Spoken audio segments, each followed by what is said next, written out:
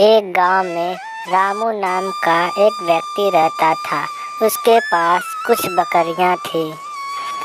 वह उन बकरियों का देखभाल करता था और अपना दिन व्यतीत करता था।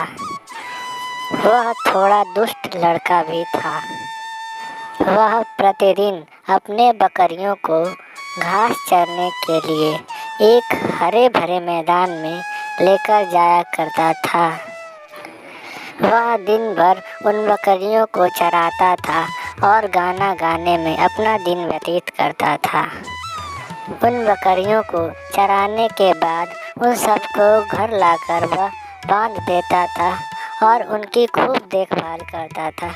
उसके पास एक गाय भी थी। वह उस गाय का भी खूब देखभाल करता था और खूब अच्छे से रहता था।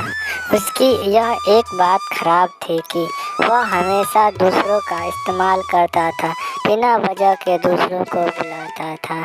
इसी तरह एक दिन वह अपने बकरियों को लेकर घास के मैदान की तरफ उनको घास खिलाने के लिए चल पड़ा।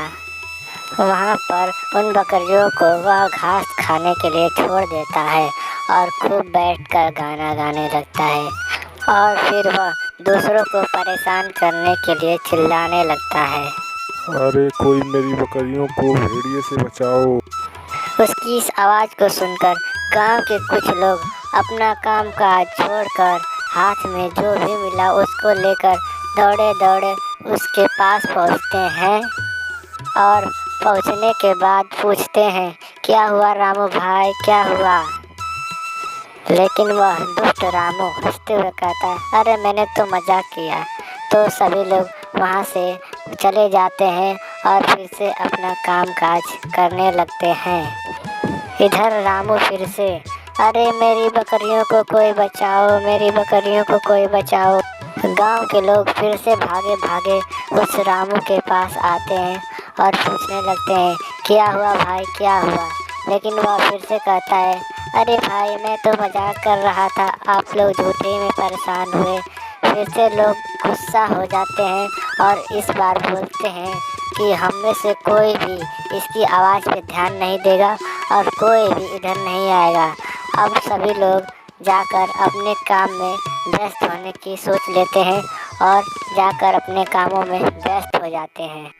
और क्या था, इधर से सच में एक भेड़िया जंगल की ओर से जा रहा था, जिसकी नज़र उसके बकरियों पर पड़ गई। वह धीरे धीरे उनकी तरफ ही जाने लगा और उसने उन बकरियों का शिकार करने के लिए सोच लिया और उसने बिना देर करते ही उन बकरियों पर झपट लिया और एक एक करके सबको मारने लगा। इधर रामू खूब चिल्ला रहा, मेरी बकरियों को कोई बचाओ, मेरी बकरियों को कोई बचाओ। लेकिन बचाने के लिए कोई भी नहीं वहाँ पर आया और अंत में उसकी सारी बकरियाँ मर गई और वह बैठकर रोने लगा और अपनी गलती का पश्चाताप करने लगा।